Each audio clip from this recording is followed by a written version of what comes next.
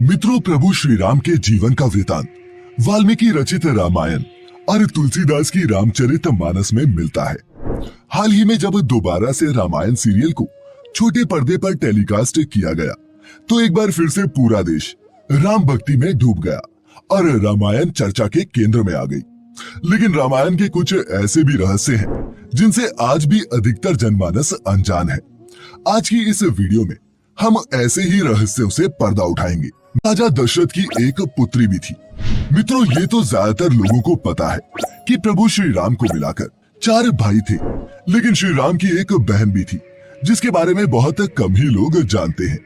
उनका नाम शांता था और वह उम्र में चारों भाइयों से बड़ी थी।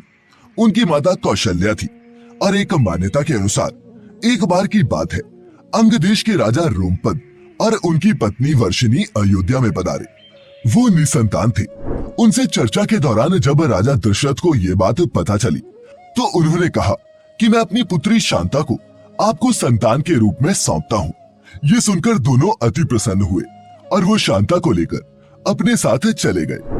उन्होंने बड़े ही प्यार से शांता का पालन पोषण किया और एक अच्छे माता पिता के सभी कर्तव्यों को निभाया।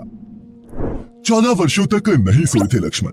एक मान्यता के अनुसार जब वनवास की प्रथम रात्रि को श्री राम और माता सीता सो गए, लेकिन लक्ष्मण नहीं सोए, तो थोड़ी देर में निद्रा देवी लक्ष्मण के सामने प्रकट हुई और पूछने लगी, आप क्यों नहीं सो रहे? तो उन्होंने उत्तर देते हुए कहा, मुझे भाई और भाभी का ध्यान रखना है, इसीलिए आपसे अनुरोध है कि मुझे ऐसा वरदान प्रदान करे कि वनवास के 14 वर्षों के दौरान मुझे नींद ही न आए और मैं अपने प्रिय भाई और भाभी का अच्छे से ख्याल रख सकूं। निद्रा देवी उनकी इस बात पर खुश हुई और बोली, मैं तुम्हें ये वरदान तभी दे सकती हूँ जब कोई तुम्हारे बदले 14 वर्षों तक सोने का संकल्प करे। तो उन्होंने अपनी पत्नी का नाम उन्हें बताया और इस प्रकार उर्मिला ने लक्ष्मण के बदले सोना स्वीकार कर लिया और पूरे 14 वर्षों तक सोती रही। इतने वर्षों तक ना सोने के कारण ही लक्ष्मण का एक नाम गुड़ाकेश भी था, जिसका अर्थ होता है निद्रा को जीतने वाला। रावण के ध्वज में क्यों था वीणा का चिन्ह? मित्रों, रावण की नाभि में अमृत था और उसके 10 सिर थे। ये बात तो अधिकांश लोग जानते हैं, मगर क्या आपको पता है कि रावण के ध्वज में प्रतीक के रूप में वीणा होने का कारण क्या था? असल में रावण एक उत्कृष्ट वीणा वादक था और उसे कला में भी बहुत रुचि थी। इसी कारण उसके ध्वज में प्रतीक के रूप में वीणा अंकित थी। रावण बहुत अच्छी वीणा बजा तो लेता था, लेकिन उसने अपनी इस कला का ज्यादा प्रदर्शन कभी नहीं किया, इसीलिए इसका उल्लेख कम ही मिलता है। इतना क्यों सोता था कुंभकर्ण? मित्रों, कुंभकर्ण रावण का छोटा भाई था। ज्यादातर लोगों को ये तो पता है कि वह खूब खाता और 6 महीने तक सोता था, लेकिन इसके पीछे की एक बहुत दिलचस्प कहानी है जो आम जनमानस से छिपी हुई है।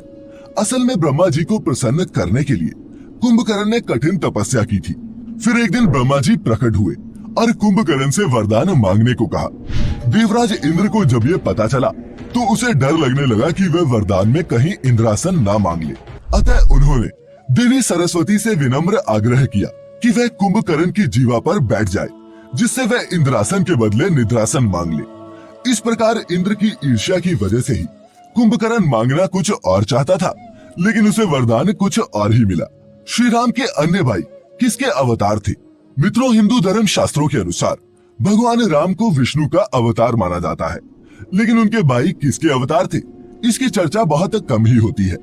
मित्रों, अगर आप इसके बारे में नहीं जानते तो बता दें कि लक्ष्मण को भगवान के वाहन शेषनाग का अवतार माना जाता है, जबकि भरत और शत्रुघ्न को सुदर्शन चक्र और शंखशैल का अवतार माना गया है। रावण की मृत्यु के पीछे था शूर्पणखा का श्राप। मित्रों, ये हम सभी जानते हैं कि लक्ष्मण द्वारा शूर्पणखा के नाक काटे जाने से क्रोधित होकर लंकापति रावण ने माता सीता का हरण किया था।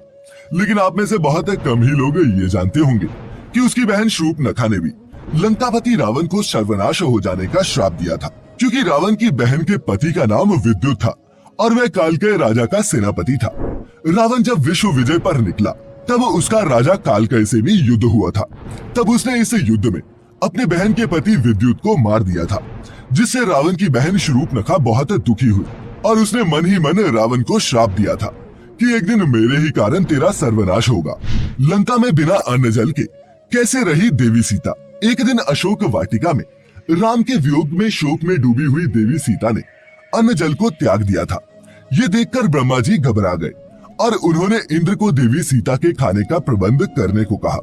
ब्रह्मदेव के आदेश का पालन करते हुए देवराज इंद्र विशेष खीर से भरा हुआ कटोरा और निद्रा देवी संग लंका पहुंचे।